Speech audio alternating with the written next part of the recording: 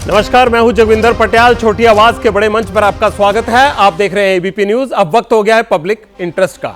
आज भी पटियाल का पहला परीक्षण नीट परीक्षा को लेकर है। नीट में बड़ा खुलासा होगा। पटियाल की टीम गुजरात के गोधरा से लौटी है। उसके कैमरे में ऐसा सच रिकॉर्ड हुआ है जो एनटीए को बहुत मुश्किल में डाल सकता है।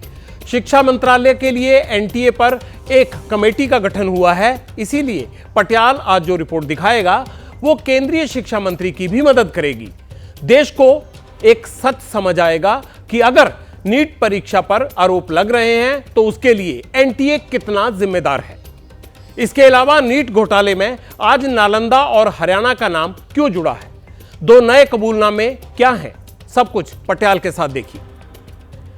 दूसरा परीक्षण केजरीवाल को मिली बेल का होगा। कल इसी वक्त मैंने आपको यह बताया था कि अरविंद केजरीवाल को दिल्ली की राउज एवेन्यू कोर्ट ने जमानत दे दी है, लेकिन अभी तक जेल से उनकी रिहाई नहीं हुई है। केजरीवाल को अचानक जमानत क्यों मिली और केजरीवाल अब तक जेल से क्यों नहीं छूट पाए हैं, हर सवाल का जवाब तैयार है, बस थोड़ा सा इंतजार कीजिए। तीसरा परीक्षण वंदे भारत ट्रेन में खाने में मिले कॉकरोच का होगा। इसके अलावा अहमदाबाद के प्रसिद्ध डोसा भंडार में सांभर के अंदर एक इस तरह का जीव मिला जिसे यह कहा जा रहा है कि यह मरा हुआ चूहा है। सांभर में चूहा तैर रहा था। हमारे देश में पब्लिक ईटिंग बहुत असुरक्षित है। ग्राहक के साथ धोखा होता है लेकिन वो शिकायत नहीं कर पाता क्योंकि उसे सिस्टम की जानकारी ही नहीं है। इसलिए पटियाल इन छोटी बातों को बड़ा मंच देता है ताकि देश जागे, स्वाद के साथ उसे शुद्धता की गारंटी मिले। चौथा परीक्षण पुणे के पोर्शे कार एक्सीडेंट केस में होगा। नाबालिग आरोपी के पिता को जमानत मिल गई है, फिर भी उसे जेल में ही रहना होगा। वो जेल से इसलिए बाहर नहीं आएगा क्योंकि जमानत सिर्फ एक केस में मिली है। आरोपी पिता पर 3 केस हैं।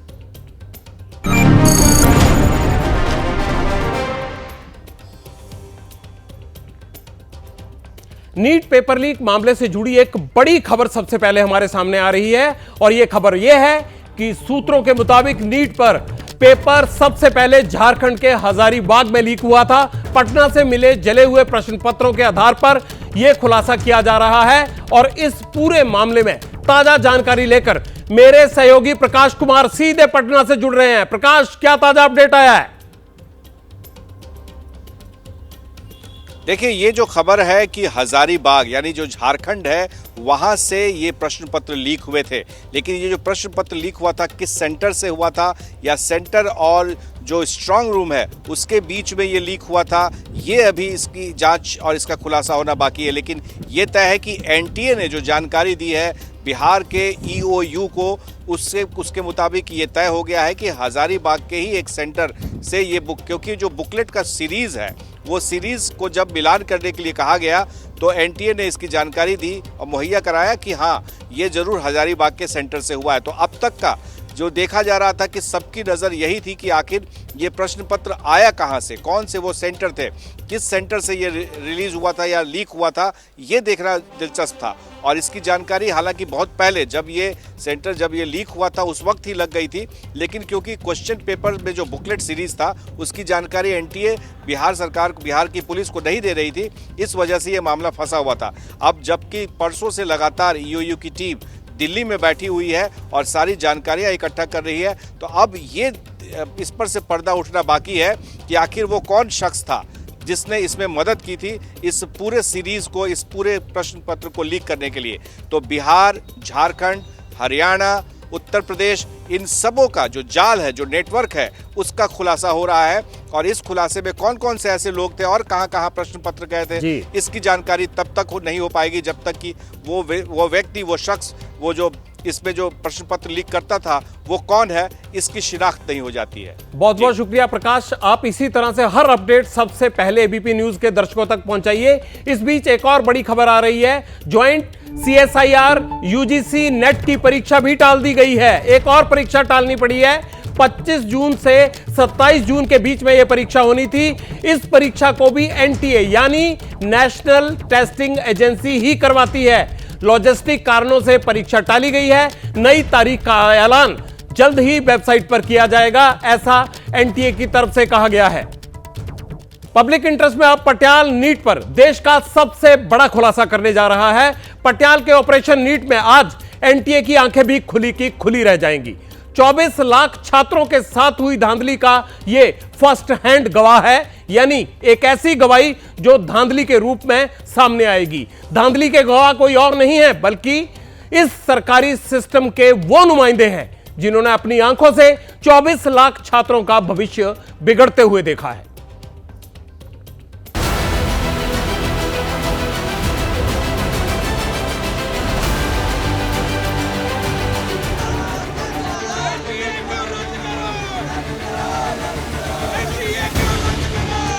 हमारे मन में यही सवाल रहेगा कि हम जो तैयारी कर रहे हैं क्या उसका रिजल्ट हमें मिलेगा कि इस बार भी पेपर कैंसिल हो गया। वो लोग पैसे मांग रहे हैं, सब आके नीट में अच्छा नंबर करवा देते हैं। गुजरात में गुजरात सेंटर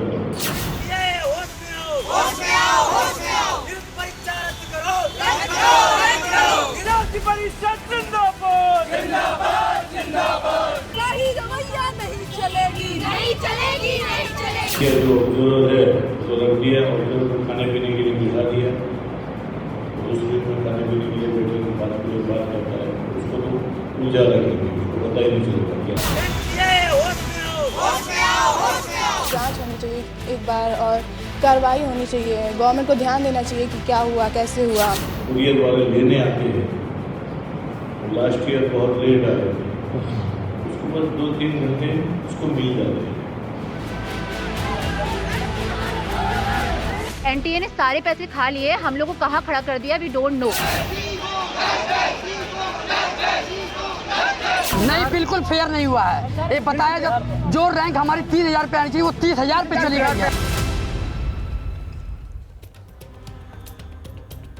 ऑपरेशन नीट के लिए पब्लिक इंटरेस्ट की टीम दिल्ली से करीब 950 किलोमीटर दूर गुजरात के गोधरा पहुंची। गोधरा वही जगह है जहां नीट एग्जाम में धांधली का अजीब केस सामने आया है। अन्य राज्यों के कैंडिडेट्स का सेंटर गोधरा में बनाया गया, फिर परीक्षा पास कराने का नया तरीका अपनाया गया। गोधरा के नीट एग्जाम में धांधली के 5 आरोपियों को पुलिस ने गिरफ्तार किया है। पेपर लीक माफिया के यहां 6 कैंडिडेट से नकल करवाकर उन्हें पास करवाने के लिए प्रति कैंडिडेट के हिसाब से 10 लाख रुपए की डिमांड की थी। कैंडिडेट से यह कहा गया था कि वो अपनी OMR शीट खाली छोड़ दें, पैसा मिलने के बाद उसे भर दिया जाएगा। पैसे के बदले में नकल कराने का आरोप जय जलाराम स्कूल के टीचर्स पर है। एबीपी न्यूज का कैमरा जब गोधरा में खुला तो एनटीए की कमियों का नया चैप्टर ओपन हो गया। यह जानकारी नीट केस के जांच अधिकारी डीएसपी NB पटेल से मिल रही है। एनटीए पर बनी कमेटी और शिक्षा मंत्री इस पूरे स्टिंग ऑपरेशन को ध्यान से देख लें और इसका एक एक खुलासा उनके काम आने वाला।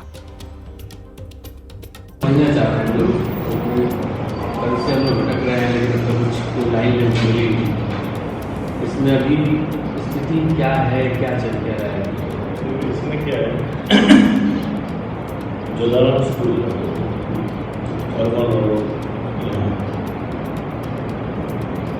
उसका जो टीचर से एक ज्ञान उसको हायर सेकेंडरी जो तुषार दूसरा पुरुषोत्तम शर्मा, ये दोनों मिल के शुरुआत की।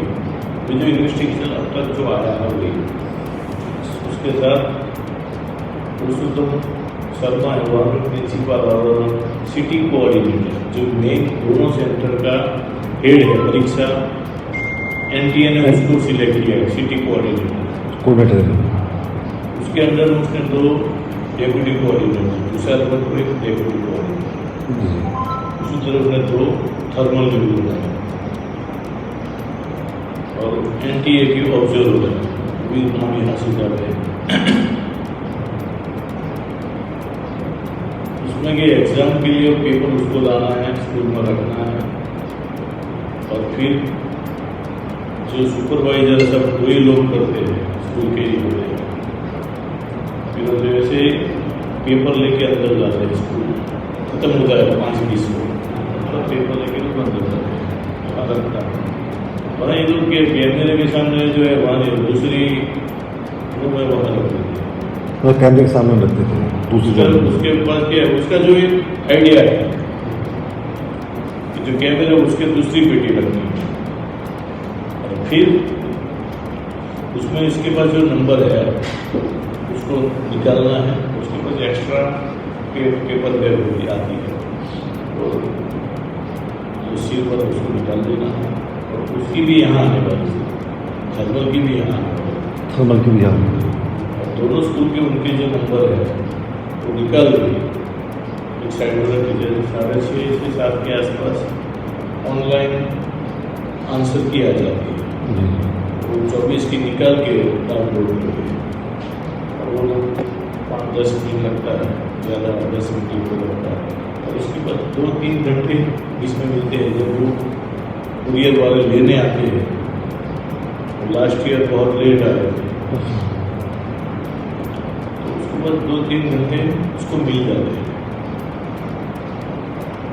अभी क्या जो ऑब्जर्वर है तो रख दिया, ऑब्जर्वर को खाने पीने के लिए बिठा दिया, तो उस दिन में खाने पीने के लिए बैठे तो बात करता है, उसको तो उजाला करके उसको पता ही नहीं चलेगा।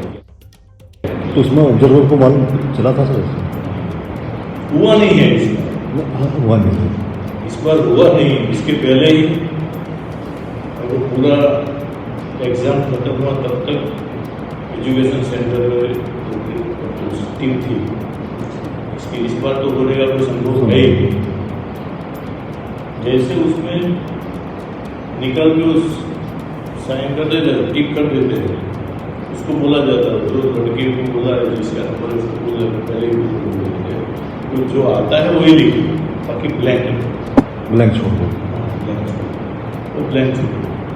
अब ये लोग क्या करेंगे, 3-4 दिन जो उसके पास है वो, और वो तुषार भट्ट बहुत फिजिक्स में बहुत नॉलेजेबल है, बहुत अच्छा टीचर है, 1.5 लाख का सैलरी है उसको, 1.5 लाख का सैलरी स्कूल में।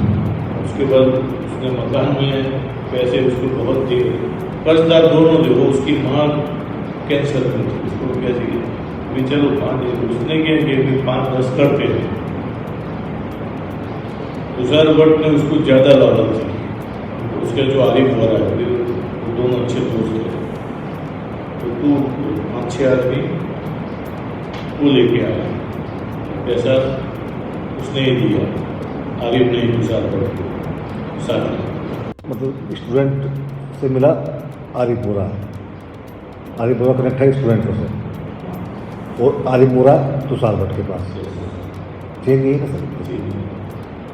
दूसरा जो पुरुषोत्तम गोयल जो बड़ौदा का जी जो इज्जत है जो चलाता है फॉरेन भेजने के लिए, ओवरसीज का काम, ओवरसीज, ये दोनों बाहर बड़ौदा में जो सेमिनार स्टूडेंट के होते हैं एग्जाम में, उसको ज़रूरत थी कि यहाँ भटकोजर स्कूल के अंदर स्टूडेंट लाना हायर सेकेंडरी में, तो वो हर गांव में सेमिनार करता था, तो दोनों ने मिले और मुझे फॉरेन भेजना कोई स्टूडेंट मेरे पास भेजना,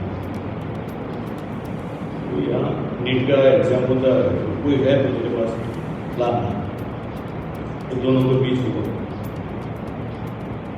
तो उसने कुछ नंबर दिए चेकिंग करके, उसके चेक भी दिए थे 4, वो भी हमने रिकॉर्ड कर ने जो स्टूडेंट्स के पैर वो क्या ओवरसीज के लिए वो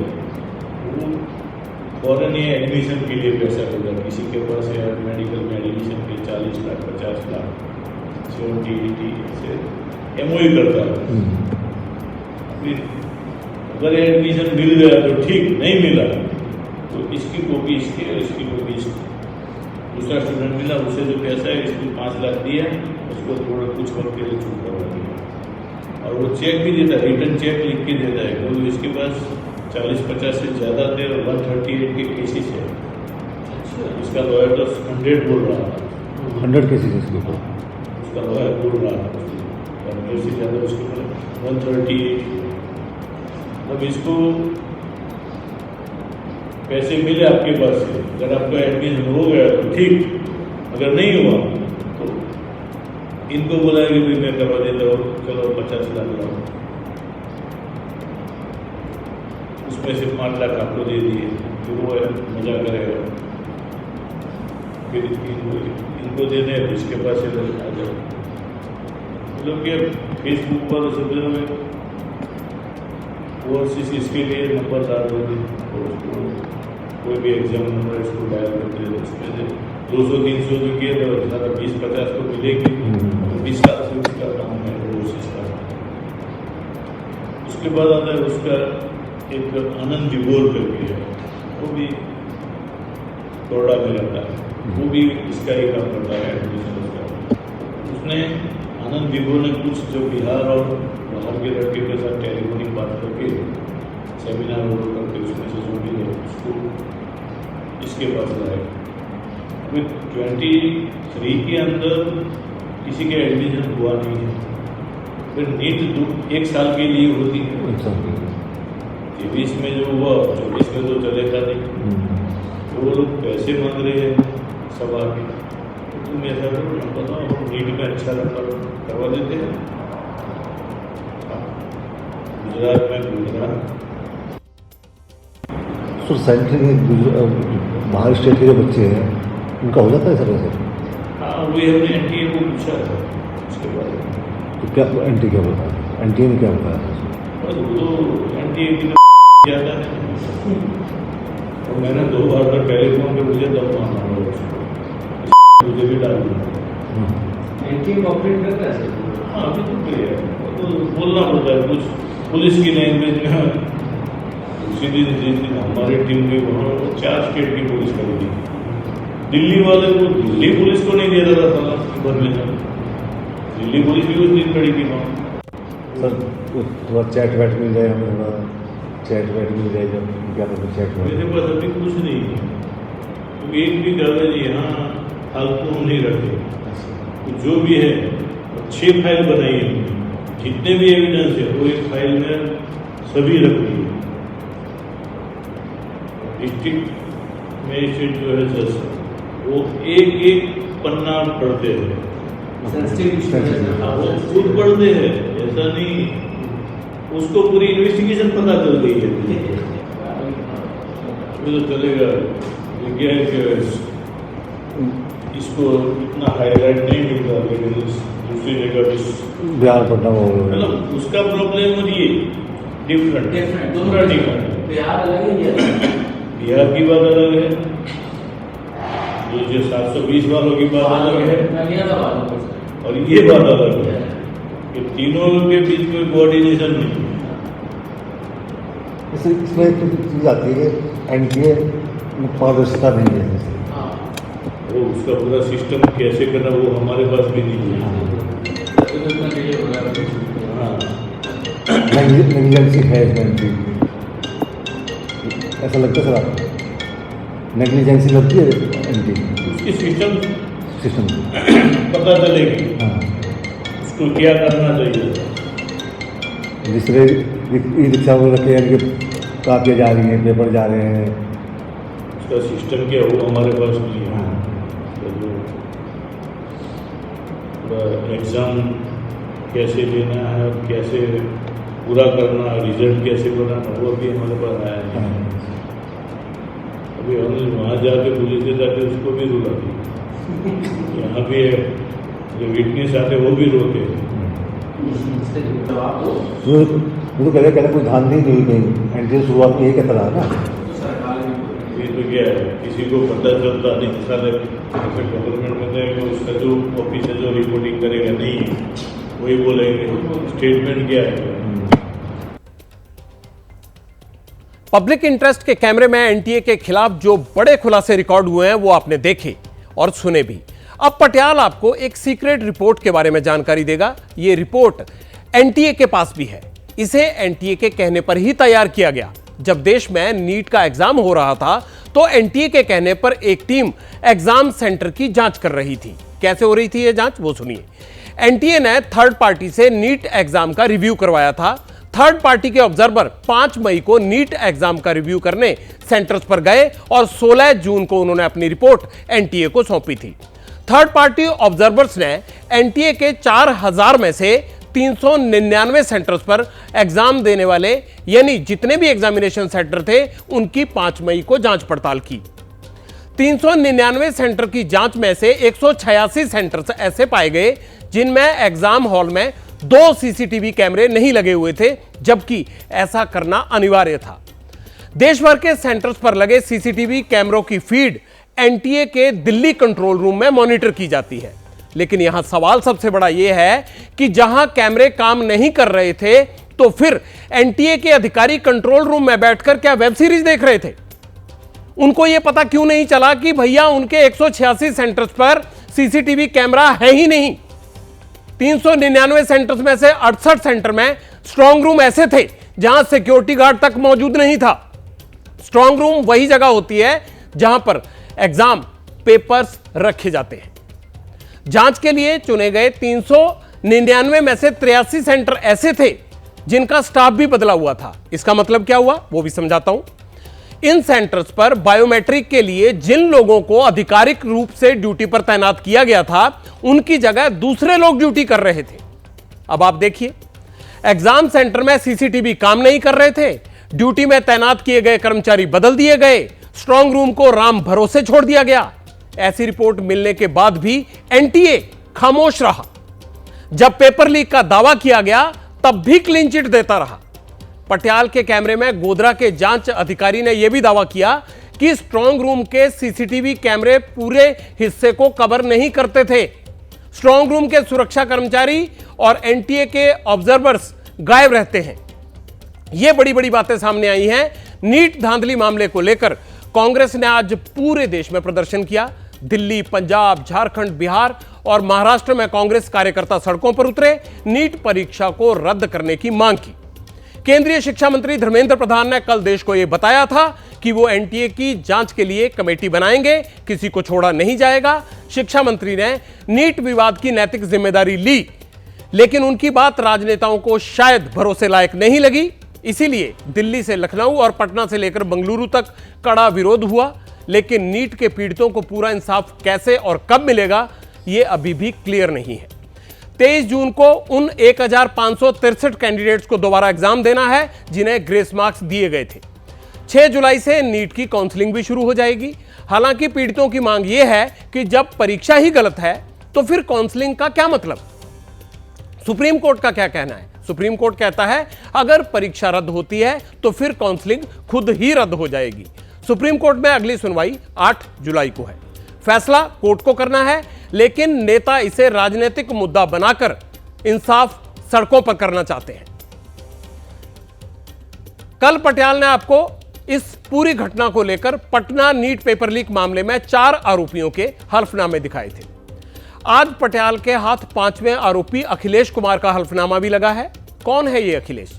अखिलेश पेपर लीक के आरोपी कैंडिडेट आयुष राज के पिता है।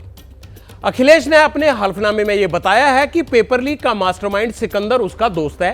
नीट परीक्षा से एक दिन पहले ही उन्हें क्वेश्चन पेपर मिल गया था। डील 40 लाख रुपए में हुई थी। उसके बेटे आयुष ने भी रात भर आंसर रटे थे और सुबह यानी 5 मई को परीक्षा दी थी। नीट पेपर लीक मामले में पटना का चैप्टर आज इतनी ही नई जानकारियां लेकर आया, लेकिन नया फ्रंट कहां खुला है? नालंदा में। पेपर लीक में एक और आरोपी सामने आया है और उसका नाम है संजीव मुखिया। गौर से सुनिए, संजीव मुखिया पेपर लीक की जांच में लगी इकोनॉमिक ऑफेंसेस यूनिट संजीव मुखिया के पीछे है। संजीव मुखिया बिहार में पेपर लीक अपराध का एक कुख्यात नाम है। पिछले 20 साल में कई बार एग्जाम घोटाले में इसका नाम आया। पटना पेपर लीक में इसकी भूमिका क्या है यह अभी साफ नहीं है, लेकिन पुलिस सूत्रों ने जो हमें जानकारी दी है उसके मुताबिक पेपर लीक में अब तक जो 13 लोग अरेस्ट हुए हैं पटना में, उनमें से कुछ ने संजीव मुखिया का नाम लिया है। संजीव मुखिया फिलहाल फरार है और उसका बेटा पेपर लीक केस में जेल में बंद है। हमारे संवाददाता शशांक कुमार संजीव मुखिया के गांव पहुंच गए हैं। वहां उनकी मुलाकात संजीव की मां, भाई और गांव वालों से हुई। और शशांक को क्या जानकारियां मिली है आप भी सुन लीजिए। देखिए, संजीव मुखिया को खोजने के लिए पुलिस हर दिन गांव में आ रही है। ईओयू की टीम भी उसको तलाश कर रही है। पुलिस रोज आती है गांव में। हाँ, पुलिस तो ऐसा करता है। अभी भी आई है। देख रहे थे कि आई रहता पुलिस। संजीव मुखिया को खोजने आती है? ना, खोजने नहीं, मैंने उनको फिर जाता है और पकड़ता है, धकाड़ता है, तंग करता है। गांव में पुलिस आ रही है हर दिन। हाँ। क्या पता है कि नीट पेपर लीक हुआ है, ऐसा आरोप लग रहा है, कहा जा रहा है कि ये भी के मास्टरमाइंड बारे में है, आता संजू है मुखिया नहीं भी। जानते हैं सर, लेकिन पुलिस तो आता है गांव में। पुलिस रोज आती है? जी आती है तो रोज। अच्छा है, क्यों पता चला कारण? गांव में जाती है तो अंदर में क्या पूछते हैं नहीं पूछते हैं हमको थोड़ी नहीं जानकारी। संजू मुखिया को खोजने रोड आती है, है उसकी यहाँ। तलाश में है। रोड पे तो आगे करते हैं पुलिस लोग, रोज आ रहा है पुलिस। किसकी तलाश में? संजीव मुखिया का। क्या वो किए हैं? वो पेपर लीक में है। तो वो किए आपको लगता है? मेरे को मालूम नहीं है। पेपर लीक मामले में पुलिस खोजने आती है? ऐसे तो बोलते हैं कि पेपर लीक है। ये कैसे कह सकते हैं, तो पेपर वाला में बहुत कुछ लिख रहता है, वो हम नहीं बता सकते क्या है नहीं है, उनसे हमको बातचीत नहीं होता है। काहे कि जब से बंटवारा हुआ है उससे उतना कोई मतलब है नहीं उनसे हमको, हम तो खेती बाड़ी करते हैं, बस ये बात ही बात। कहा तो ये जा रहा है कि वही मास्टरमाइंड है। कैसे मास्टरमाइंड है? कभी कोई आता है कभी कोई आता है, जो जेल में बंद है आदमी कैसे नीट का पेपर निकालेगा? आरोप लग रहा है कि नीट पेपर का जो नीट परीक्षा का पेपर लीक हुआ उसमें उनका हाथ है। नहीं है हाथ उसमें। गलत किए आपके बेटे? नहीं किए गलत, नीट पेपर में बेटा हमारा हाथ है ये नहीं है। अच्छा, तो फिर फरार चल रहे हैं, कहा जा रहा है। फरार का वो है पेपर आतिया मुझे नंबर दे दिया है पुलिस वान। मतलब आपको लगता है निर्दोष है? हाँ।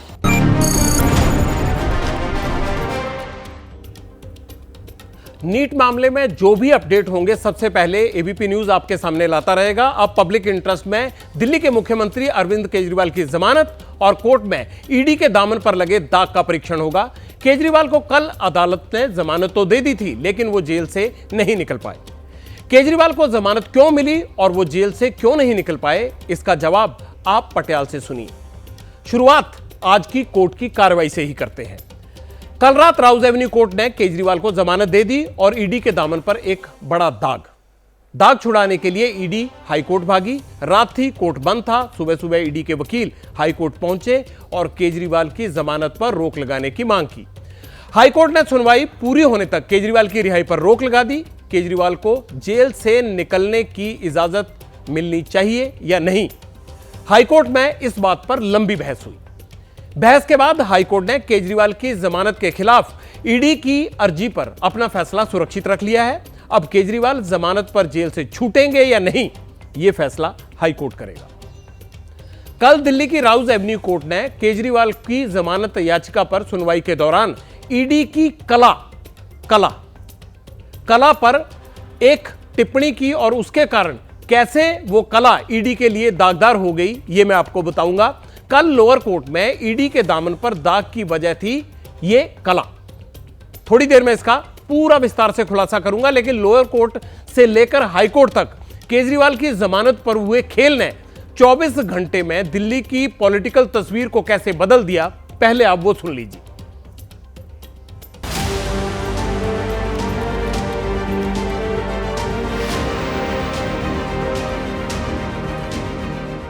सबूतों और सभी साक्ष्यों को देखने के बाद ये पाया कि शराब घोटाले में माननीय मुख्यमंत्री अरविंद केजरीवाल जी की एक बहुत अहम भूमिका रही है करोड़ों रुपए के किकबैक्स लेने की, और इसीलिए उन्होंने उनकी अरेस्ट को लीगल पाया है।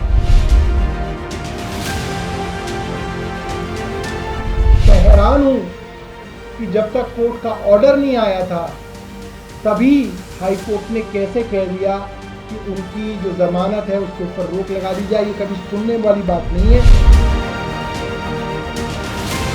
अगर उन्होंने स्टे लगाया, इसका मतलब कि कहीं न कहीं निचली अदालत के फैसले में कुछ कमी रह गई होगी।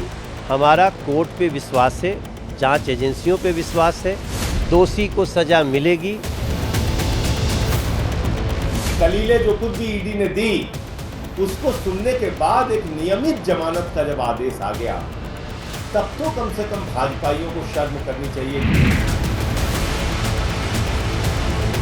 न्यायपालिका पर कोई उंगली नहीं उठाई जा सकती, पर इतना जरूर कह रहा हूं कि एक मुख्यमंत्री अगर जमानत पे आ जाता तो कहीं भाग नहीं रहा।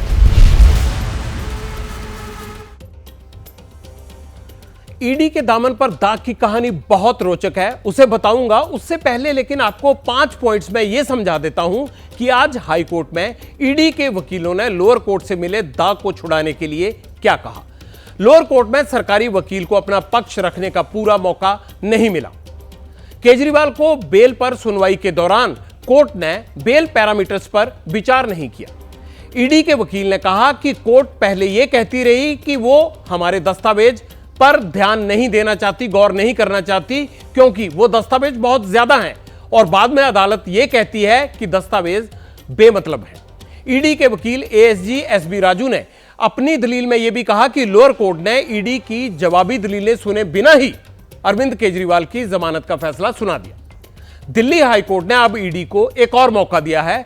सोमवार तक ईडी को हाई कोर्ट में केजरीवाल की जमानत के खिलाफ लिखित में अपनी दलीलें देने का टाइम मिला है।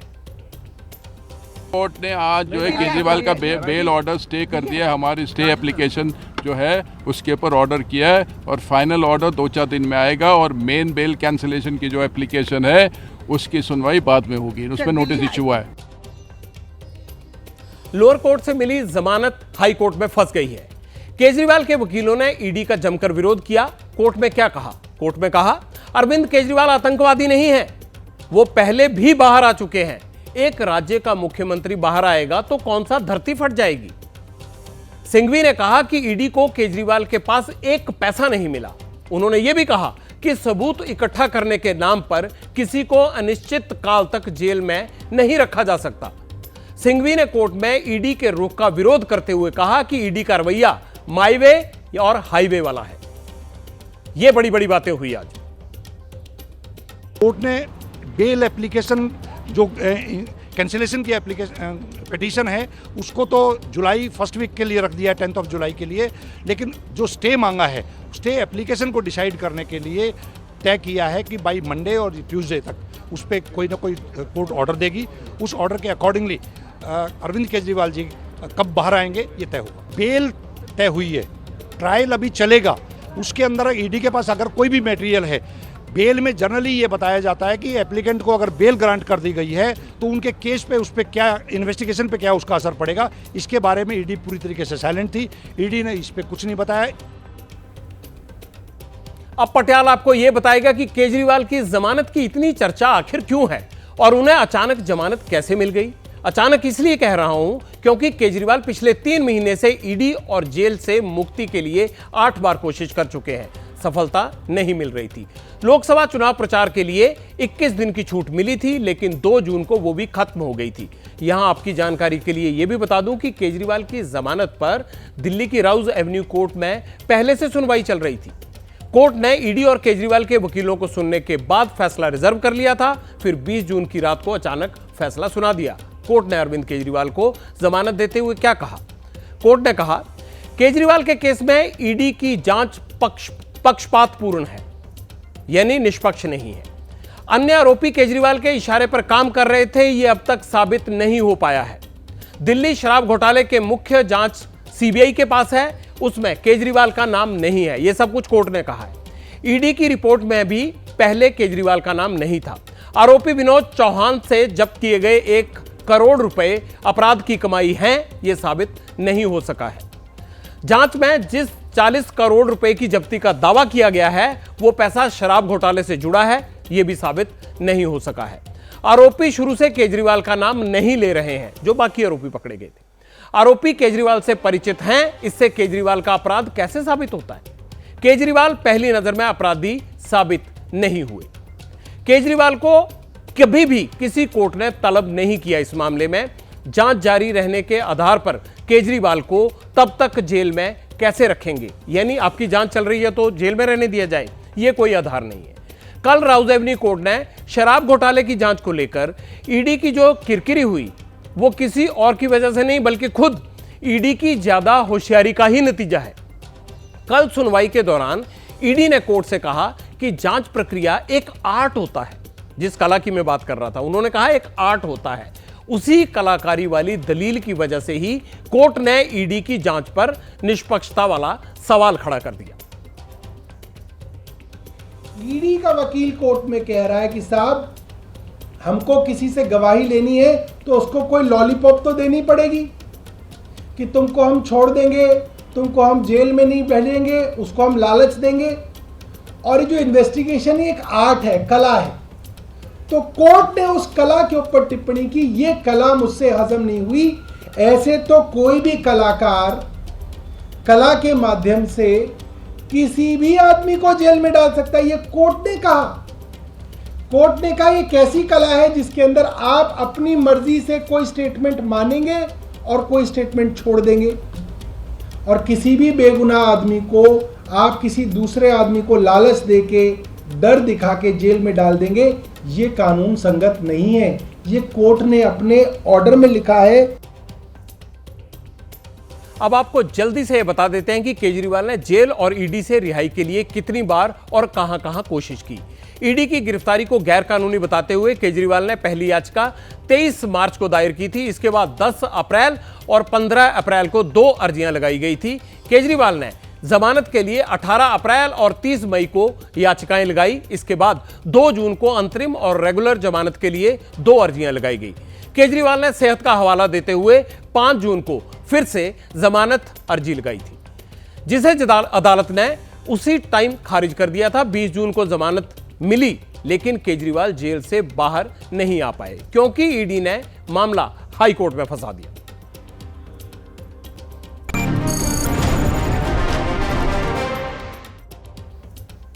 अब पटियाल आगे बढ़ने से पहले आपको एक महत्वपूर्ण फॉलोअप अपडेट देगा।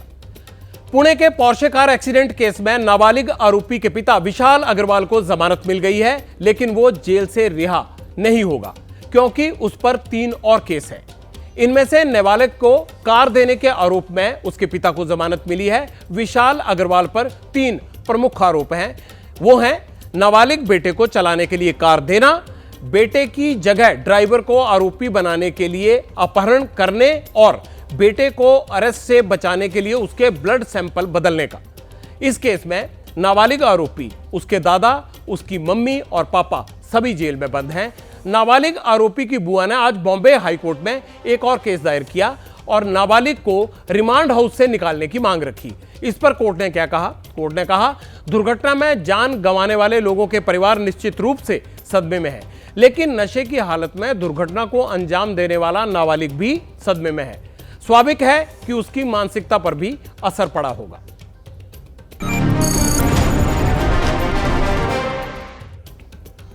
अब पटियाल देश में खाने के नाम पर धोखा देने वाली उन कंपनियों की खबर लेगा जो आपको कहते कुछ हैं और खिलाते कुछ हैं। पब्लिक इंटरेस्ट में लगातार ऐसे विषय महत्वपूर्ण रहते हैं जहां आम आदमी के साथ विश्वासघात होता है।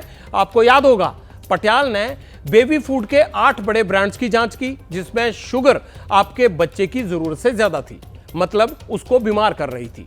इसके बाद पटियाल ने बर्गर और पिज्जा में घटिया चीज मिलाए जाने को लेकर आपको अलर्ट किया। फिर नामी ब्रांड की आइसक्रीम में उंगली मिलने का खुलासा किया, उसकी जांच की, देश को यह बताया कि उंगली किसकी है। खाने के मसाले जो होते हैं उनमें कीटनाशक की शिकायत का भी परीक्षण पटियाल ने किया। गुजरात में चिप्स के पैकेट में मेंढक निकला तो आपको अलर्ट किया ना। नोएडा में अमूल आइसक्रीम में कीड़ा निकला तो आपको बताया ना। समझाया भी था कि आंखें बंद करके विश्वास करना छोड़ दें और आंख खोलकर खाना पीना शुरू कीजिए, वरना कोई आपको कुछ भी खिला देगा जो आपकी सेहत पर भारी पड़ जाएगा। इसीलिए अब आज पटियाल आपको 2 नए अलर्ट देने जा रहा है, जरा ध्यान से सुनिए। वंदे भारत ट्रेन में खाने में कॉकरोच निकलने का दावा किया गया है। यह दावा विदित वार्ष्णेय ने सोशल मीडिया एक्स पर शेयर किया। उन्होंने लिखा कि मेरे चाचा चाची वंदे भारत से भोपाल से आगरा आ रहे थे, उनके खाने में कॉकरोच मिला। IRCTC ने पहले माफी मांगी और फिर ट्रेन में खाना सप्लाई करने वाली कंपनी पर 50,000 रुपए का जुर्माना लगाया। खाने में कॉकरोच सप्लाई करने वाली कंपनी 15 वंदे भारत ट्रेन में खाना सप्लाई करती है। अब दूसरा अलर्ट गुजरात से है। अहमदाबाद में शहर के प्रसिद्ध देवी डोसा रेस्टोरेंट में मरा हुआ चूहा मिलने का दावा किया गया। अहमदाबाद के रहने वाले ही हैं अविनाश और उनकी पत्नी, और दोनों डोसा पैलेस में डोसा खाने गए थे, जहां उन्हें सांभर के अंदर चूहा निकला, जिसे देखकर अविनाश और उनकी पत्नी के होश उड़ गए। अविनाश ने तुरंत इसकी शिकायत नगर निगम को दी। जांच में मामला सही मिला और इसके बाद रेस्टोरेंट को सील कर दिया गया। इसीलिए मैं कहता हूं कि आंखें बंद करके भरोसा मत कीजिए। अहमदाबाद म्यूनिसिपल कॉर्पोरेशन को फरियाद मिली कि निकोल डोसा सेंटर में डोसा के सांभर में मरा हुआ उम्र पाया गया है। जैसे फरियाद मिली, अहमदाबाद प्रॉपर स्कीम की टीम द्वारा तुरंत उस जगह पर एकदम स्ट्रिक्ट चेकिंग करने टीम निकल गई, स्ट्रिक्ट चेकिंग किया और चेकिंग में पाया गया कि जो होटल चल रहा है वो बहुत ही अनहाइजीनिक कंडीशन में चल रहा है, जिसकी वजह से उसको तुरंत ही सील मार दिया गया है। पब्लिक ईटिंग इस देश की पसंद है। लोग घर से ज्यादा बाहर के व्यंजन पसंद करते हैं। गुजरात और महाराष्ट्र के शहरों में तो वीकेंड में आउटडोर ईटिंग जॉइंट्स पर जाने की परंपरा है। ऐसे में अगर खाने की शुद्धता की गारंटी नहीं मिलती तो ये हमारे लिए कितना खतरनाक है, आप इसका अंदाजा लगा सकते हैं। पटियाल तो बस इतना ही कहता है, पहले विश्वास करें फिर इस्तेमाल करें, पहले विश्वास करें फिर इस्तेमाल करें। स्वाद से पहले शुद्धता की जांच अवश्य करें।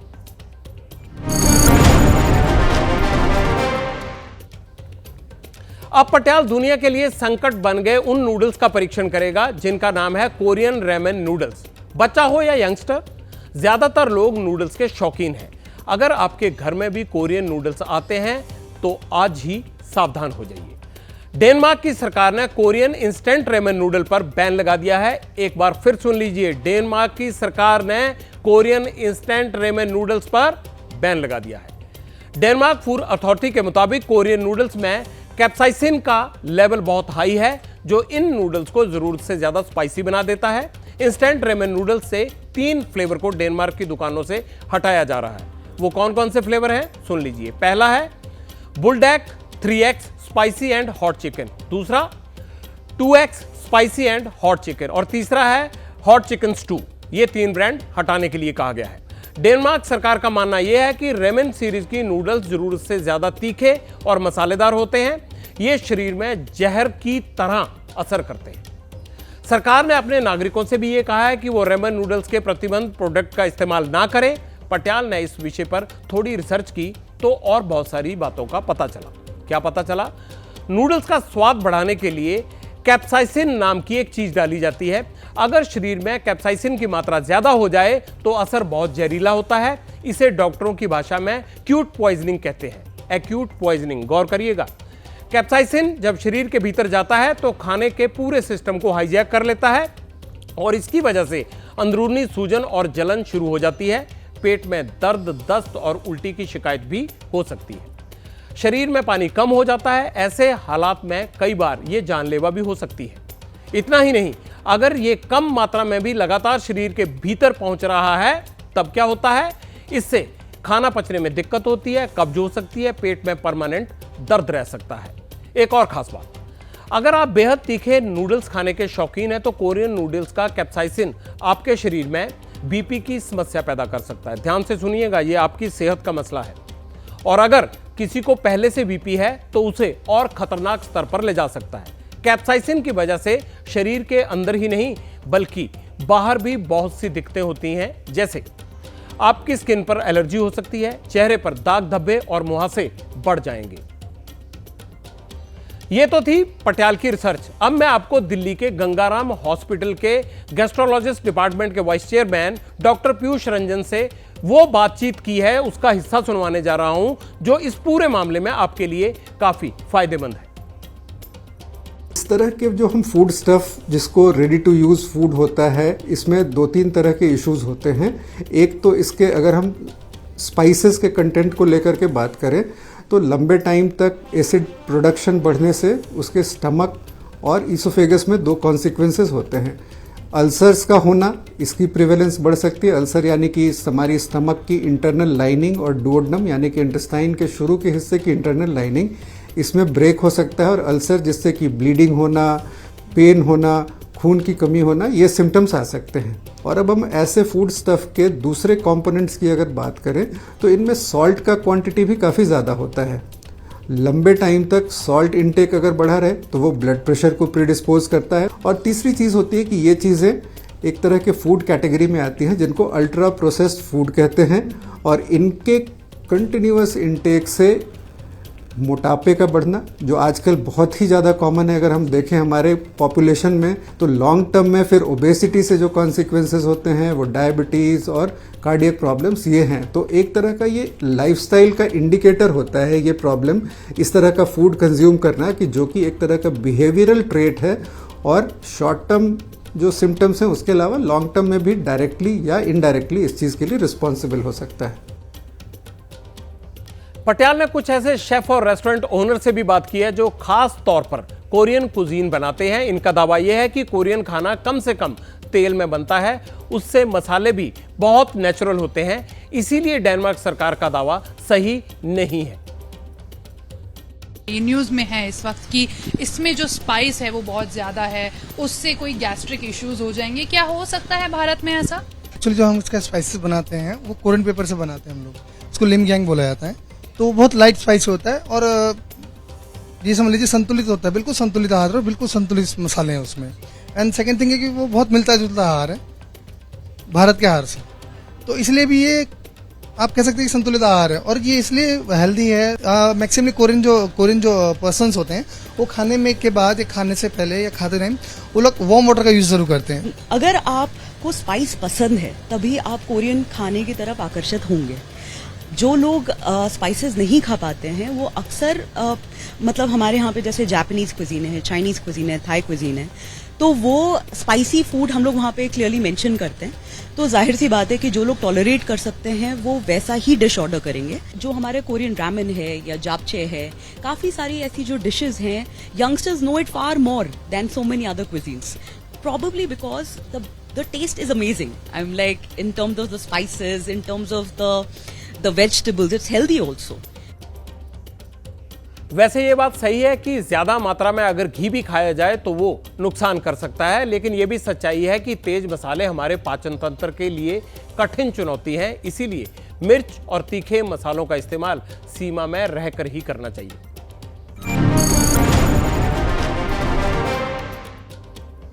पब्लिक इंटरेस्ट में अब एक बहुत ही रोचक परीक्षण करूंगा। इसका मकसद आपके बच्चों का ज्ञान बढ़ाना है। इस परीक्षण का विषय है हाथी।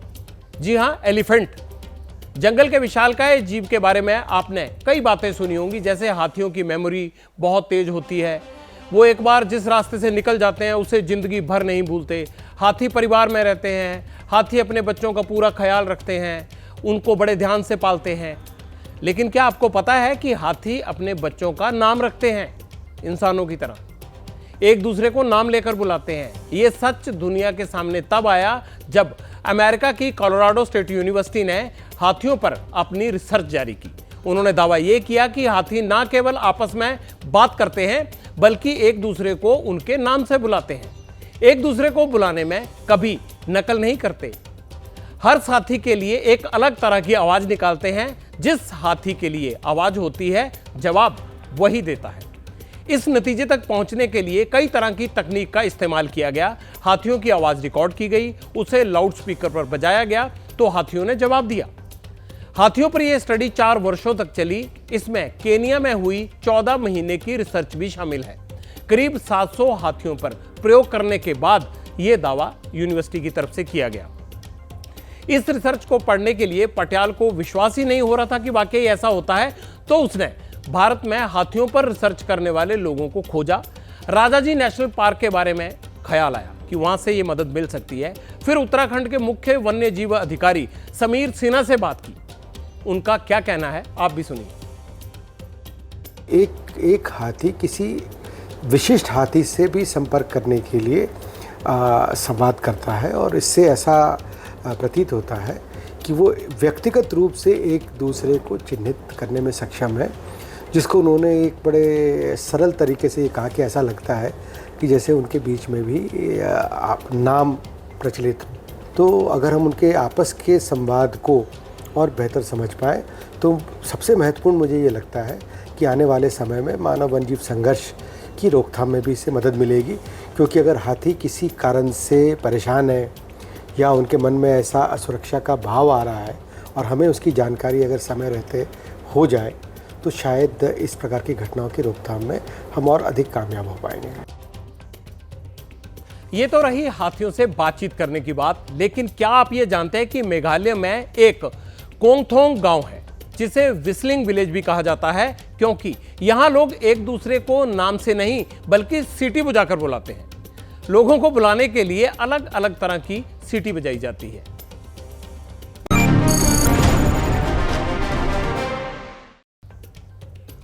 हरियाणा, महाराष्ट्र और झारखंड में मतदाता 1 जुलाई 2024 तक अपने नाम अपडेट करवा सकते हैं। चुनाव आयोग ने वोटर लिस्ट को अपडेट करने का काम शुरू कर दिया है। तीनों राज्यों में 5 महीने के भीतर चुनाव है।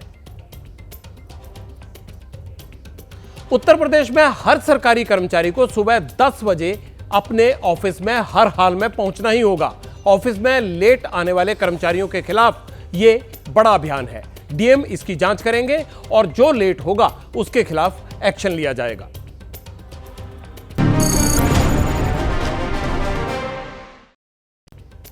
पिकनिक मनाने के दौरान अति उत्साह दिखाने वालों के लिए चेतावनी है। मुंबई रिजवी कॉलेज के 4 स्टूडेंट्स रायगढ़ बांध में पिकनिक मनाने गए थे। पानी का बहाव तेज हुआ, 37 लोग वहां फंस गए, 33 लोगों को बचा लिया गया और 4 छात्र डूब गए। पब्लिक इंटरेस्ट में आज इतना ही। अब आपसे सोमवार को रात 9 बजे होगी पब्लिक इंटरेस्ट में मुलाकात। मुझे दीजिए इजाजत, अपना ख्याल रखिए, नमस्कार।